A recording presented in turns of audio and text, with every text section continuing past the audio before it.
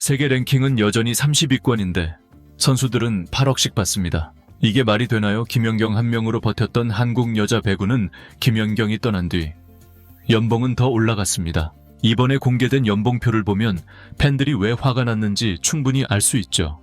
국제대회 성적은 바닥이고 이기면 뉴스가 될 정도입니다. 그런데 선수들은 억 단위 연봉을 받고 있죠. 양효진이 8억, 강소휘도 8억, 박정아가 7억 7,500, 이소영이 7억, 정지윤이 6억 5천입니다. 팬들은 이 선수들이 이 정도의 금액을 받는 게 맞냐고 묻고 있죠. 세계 대회 성적은 떨어지고 해외로 나가서 부딪히는 선수도 거의 없습니다. 따뜻한 V리그 안에서 연봉만 잔치처럼 오르는 걸 언제까지 보고 있어야 할까요? 한국 여자 배구의 민낯이 지금 세계 무대에서 어떻게 드러나고 있는지, 왜 연봉만 세계급이라는 비판이 쏟아지는지 지금부터 함께 확인해 보시죠. 이번에 여자 배구 V리그 선수들 연봉이 공개되면서 팬들은 깜짝 놀랐습니다. 양효진 선수는 연봉 5억의 옵션, 강소휘 선수도 연봉 5억의 옵션으로 각각 8억 원을 받는데요.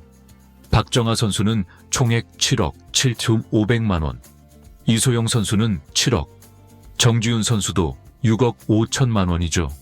웬만한 대기업 임원 연봉보다 많다고 하는 분들도 있습니다. 문제는 그 값어치를 하느냐죠. 현실은 다들 아시다시피 녹록지 않습니다. 이번 VNL만 봐도 승수는 손에 꼽을 정도고 경기력은 매번 비슷한 패턴으로 무너지고 있죠. 강소휘, 이다현 같은 고액 연봉 선수들이 국내 리그에서는 잘해도 국제 무대만 나가면 왜 이렇게 무너지는지 모르겠다는 이야기가 계속 나오고 있습니다. 사실 선수들 입장도 이해는 갑니다. 국내에서만 뛰어도 억대 연봉이 나오니까 굳이 해외에 나가서 언어 장벽에 부딪히고 몸 혹사당하고 주전자리 경쟁하면서 고생할 이유가 없죠. 따뜻한 V리그만 돌면 팀에서 챙겨주고 팬들도 많고 편하니까요. 하지만 이런 구조가 이어지면 대표팀 경쟁력은 바닥에 붙을 수밖에 없습니다. 이번에 연봉 8억을 받는 선수가 2명이나 나온 걸 보고 팬들이 분노하는 것도 그 때문입니다. 실력은 국제대회에서 증명해라, 이런 반응이 많은데요. 현실은 증명을 못하고 있다는 거죠. 연봉이 높은 건 좋은데 그 돈이 국내 리그에서만 끝나는 구조는 이제 바뀌어야 하지 않냐는 겁니다. 특히나 V리그는 외국인 선수 의존도가 너무 높다는 것도 지적되고 있는데요. 리그에서 외국인 선수가 없으면 팀 전력이 반토막 난다는 얘기도 많죠. 이럴 거면 차라리 토종 선수들을 해외로 더 보내서 강한 리그에서 실전 경험을 쌓게 하고 연봉 구조를 조금 더 성과형으로 바꿔야 한다는 의견도 적지 않습니다. 구단 사정도 무시할 수 없습니다. 구단 입장에선 티켓 파워 있고 이름값 있는 선수에게 돈을 몰아주면 팬들이 모이니까요. 하지만 팬들이 원하는 건 이름값만 있는 게 아니라 진짜 실력 있는 모습입니다. 지금은 구단도, 선수도, 리그 전체도 변화가 필요한 시점인데요. 팬들이 이렇게까지 말하는 건 그냥 시샘이나 험담이 아닙니다. 한국 배구가 지금보다 더 성장하길 바라는 진짜 애정에서 나오는 말들이죠.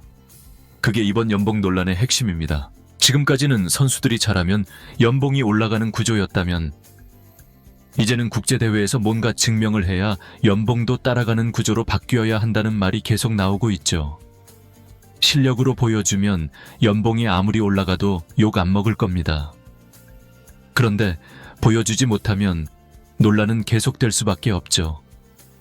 결국 팬들이 원하는 건 하나인데요. 제발 실력으로 증명해달라. 이게 이번 논란의 시작이자 끝입니다. 특히 이번 논란에서 가장 많이 거론되는 이름은 박정아, 이소영, 정지윤 같은 선수들인데요. 박정아 선수는 이번 시즌 연봉만 4억 7,500만 원, 여기에 옵션까지 포함하면 7억 7,500만 원을 받는다고 알려졌습니다.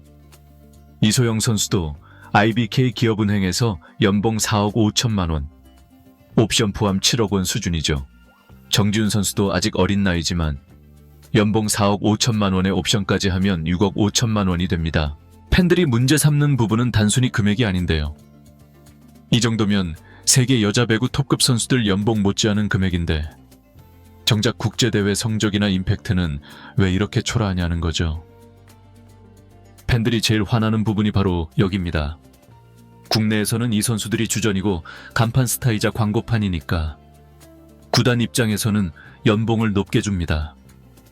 그런데 정작 대표팀에서는 강팀을 만나면 결정적일 때 무너지거나 리시브 불안, 공격 범실 같은 게 계속 반복되고 있죠. 박정아 선수는 특히 2020 도쿄 올림픽 때 주목받았던 선수인데요. 문제는 그 뒤로 리그에서 보여준 모습이 몸값만큼 만족스럽지 못했다는 겁니다. 페퍼저축은행으로 이적하면서 연봉만 4억 7,500만 원의 옵션까지 하면 7억 500만 원을 받는데 정작 리그 순위나 팀 성적은 팬들 기대에 크게 못 미쳤죠. 공격 성공률이나 결정적인 순간에 한 방이 예전 같지 않다는 이야기도 계속 나오고 있습니다. 이소영 선수도 마찬가지입니다. IBK 기업은행의 간판 선수라 불리고 있지만 연봉 4억 5천만 원, 옵션 포함 7억 원에 걸맞은 압도적인 존재감을 보여줬느냐 하면 고개를 갸우뚱하는 팬들이 많죠. 고참으로서 팀 분위기를 잡아주고 리시브 안정감을 줘야 한다는 이야기가 있었지만 정작 득점력이나 해결사 역할은 예전만 못하다는 지적이 나오고 있습니다. 정지훈 선수는 더 아쉽다는 목소리가 많은데요. 분명 잠재력이 크고 신장이 좋다는 장점이 있지만 20대 초반부터 4억 5천만 원이 넘는 연봉을 받으면서 확실한 주포로 자리 잡았느냐 하면 글쎄요. 팬들 입장에서는 아직 갈 길이 멀다는 생각이 듭니다. 결정적인 승부처에서 무게감을 보여줬느냐, 팀 성적을 지켜줬느냐 하면 물음표가 붙는다는 거죠. 결국 팬들이 분노하는 이유는 단순합니다. 억대 연봉을 받았으면 리그에서도 그에 걸맞은 활약으로 팀 성적을 끌어올려야 하는데 현실은 늘 비슷한 이름들이 같은 자리에서 같은 문제를 반복한다는 거죠. 누군가 확실한 해결사로 나서 주지 못하니까 팀도 리그도 발전이 더딘 겁니다. 게다가 연봉 구조가 상위 선수 몇 명에게만 몰려 있으니 유망주들이 성장할 여지는 더 좁아지는데요. 결국 새로운 얼굴은 잘 안 나오고 매 시즌이 비슷비슷하게 돌아가는 상황이 계속되며 팬들 입장에서는 질릴 수밖에 없죠. 이번 연봉 공개가 화제가 된 건 단순한 숫자 때문이 아닙니다. 팬들은 억대 연봉 자체가 문제가 아니라 그 돈에 걸맞은 무게감을 보여달라는 겁니다. 지금처럼 몸값은 세계급인데 리그 성적은 늘 제자리 걸음이면 결국 리그도 팬심도 무너질 수밖에 없다는 이야기죠. 이제는 선수들도 구단도 변해야 한다는 말이 나옵니다. 팬들도 더 이상 가만히 있지 않을 거라는 게 이번 논란을 통해 드러났죠. 이름값만으로 억대 연봉 받는 시대는 끝나야 한다는 목소리는 점점 더 커지고 있습니다. 결국 이번 연봉 논란은 팬들이 다시 한번 경고장을 던진 거라고 봐야 하는데요. 이제는 이름값만으로 억대 연봉을 받는 시대는 끝나야 한다는 거죠. 코트에서 땀으로, 결과로 보여주지 않으면 언제든지 외면받을 수 있다는 걸 선수들도 잊지 말아야 합니다. 팬들이 바라는 건 그저 하나입니다. 받는 만큼만, 그 무게만큼만 코트에서 증명해달라는 것이죠. 여자 배구 선수들, 이제는 진짜 실력으로 보여줄 때입니다. 이번 영상은 여기서 마치겠습니다.